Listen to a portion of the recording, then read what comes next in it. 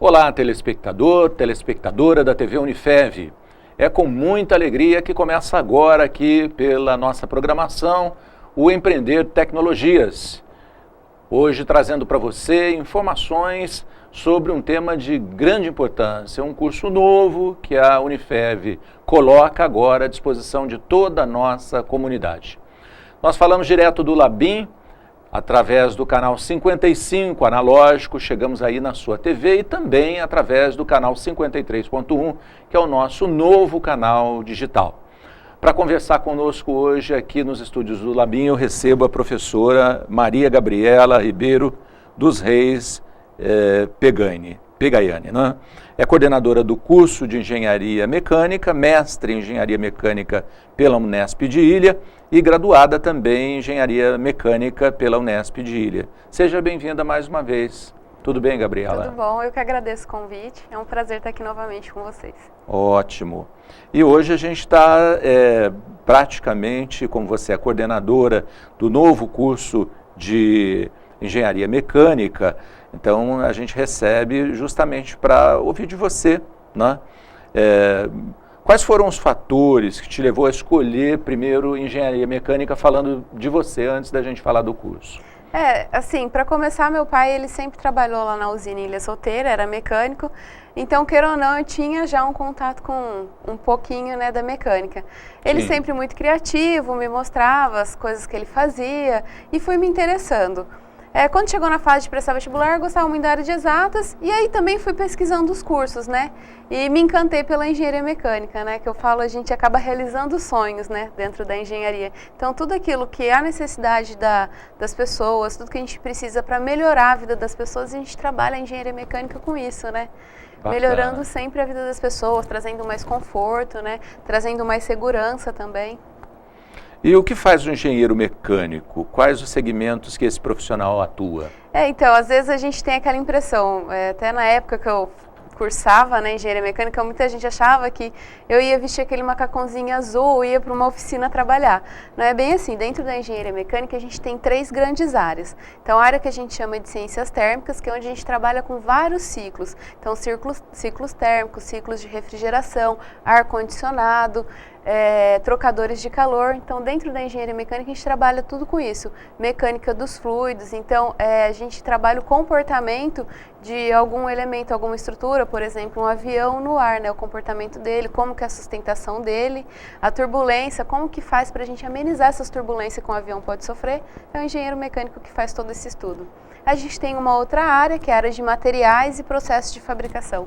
Então, tudo que a gente vai fabricar dentro da engenharia, a gente precisa saber qual material ser utilizado, né? E qual a melhor maneira de fazer esse processo de fabricação. Então, essa é uma outra área da engenharia. Então, ali a gente trabalha com parte de conformações dos metais, né?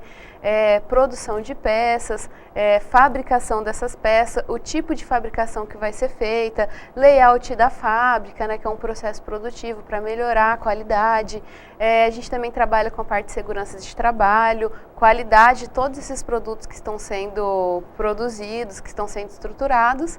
E, por fim, a gente tem a área de projetos ou mecânica dos sólidos, né? Que é onde a gente trabalha com qualquer tipo de estrutura metálica. Então, por exemplo, né, projetos de carro, projetos de avião, a gente sempre aprende a trabalhar com todas as estruturas, né? Quais materiais, qual tipo de solicitação eles são melhores. Então eu vou produzir um carro, eu preciso de um material que absorva bastante energia, para na hora da batida eu traga segurança para as pessoas que estão ocupando ele. Claro. Então, dentro da engenharia mecânica, a gente faz toda essa estrutura, faz análise de vibrações. Então, muitos componentes, muitas máquinas, equipamentos, perdem produtividade por estarem vibrando demais. Então, a gente vai lá e faz todos esses reparos de vibrações. A gente já faz o dimensionamento de uma estrutura para que ela tenha um certo controle de vibrações, né? Para que ela não vibre demais e não venha ocorrer alguma falha. Puxa, interessante, porque às vezes, realmente, a maior parte da população pensa de uma maneira vamos dizer assim, ampla, olhando a palavra engenheiro mecânico, bom, vai mexer com a parte mecânica do carro, a parte mecânica do trator, mas às vezes as pessoas não pensam que existem outras aplicações. Uma usina hidrelétrica, por exemplo, a maior parte de uma usina hidrelétrica são por componentes mecânicos, né? Sem dúvida.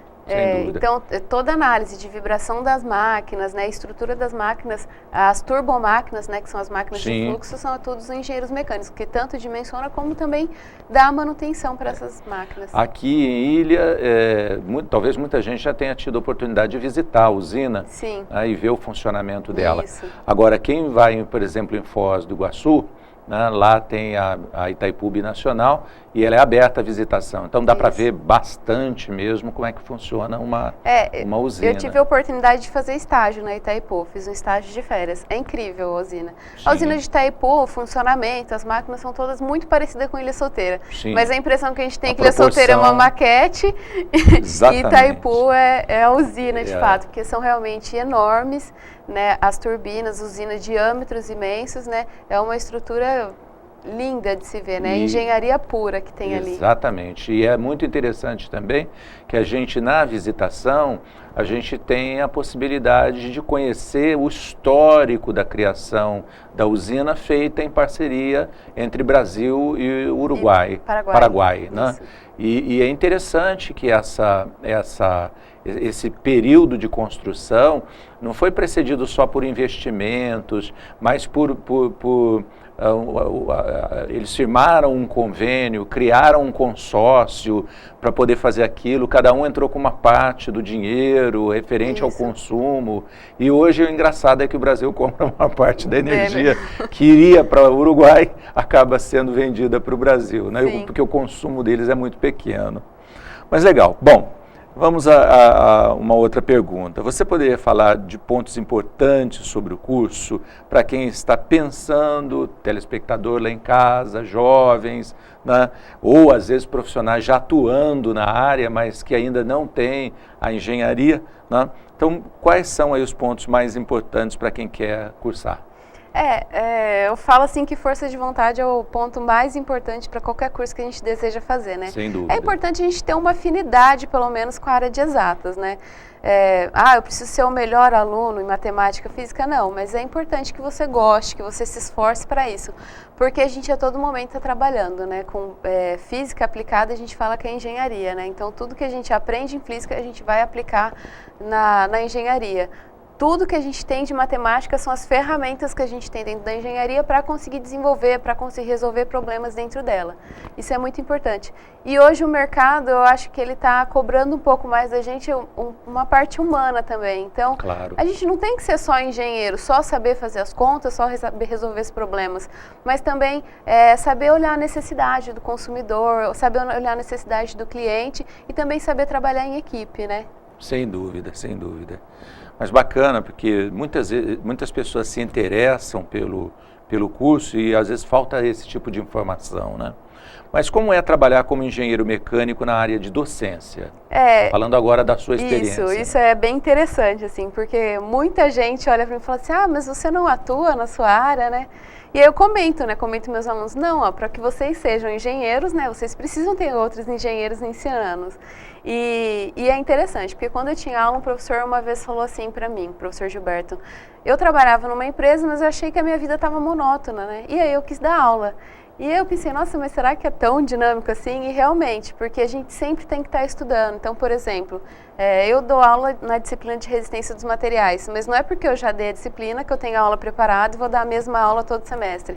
Não, a gente tem que buscar novas técnicas, novos conhecimentos, e os alunos têm muita sede de conhecimento. Então, professora, para que eu estou usando isso? Então, é muito importante que a gente sempre esteja atualizado, né, em metodologias, em novas técnicas, a tecnologia que vem sempre avançando para a gente mostrar a aplicação de tudo isso que a gente aprende. Desde o básico lá do cálculo até na hora que a gente chega nas matérias específicas, né? Conseguir ver trazer um pouco da prática para a sala de aula. Com certeza. Que perfil de profissional lhe parece facilitar a empregabilidade? É porque eu falo assim, né? Você se tornar um engenheiro mecânico, todo mundo vai conseguir, várias faculdades, né? Vão oferecer isso. Mas eu acho muito interessante, que eu sempre comento para os meus alunos, algumas características que o curso pode lhe trazer, assim, no decorrer da sua experiência na faculdade. Então, Claro. por exemplo, a responsabilidade que a gente tem, sabe? Responsabilidade mesmo dos trabalhos, provas, entregar as coisas sempre em dia, ter responsabilidade com datas, com prazos. As coisas não deram certo, nem sempre vão dar, mas a gente saber assumir essas consequências de tudo que está acontecendo, e que eu acho muito importante é trabalhar em equipe. Então, como eu disse anteriormente, hoje as empresas cobram muito esse lado humano nosso, né? Então, Sim. é muito interessante quando você for trabalhar, muitas vezes cargos de liderança, você ser um chefe que esteja sempre aberto aos seus funcionários, né? É muito importante você não ser aquele chefe que os funcionários tenham medo. Não, eu tenho dúvida, eu sei quem eu vou recorrer e com quem eu vou conversar. Então é importante isso. É muito importante dentro de uma equipe você saber delegar funções. Sim. Porque você também pegar todo o serviço, toda a responsabilidade para você não é legal. Se por algum dia, algum motivo de saúde você precisa faltar, as pessoas têm que saber andar com as próprias pernas dentro de uma empresa, né, dentro de um chão de fábrica.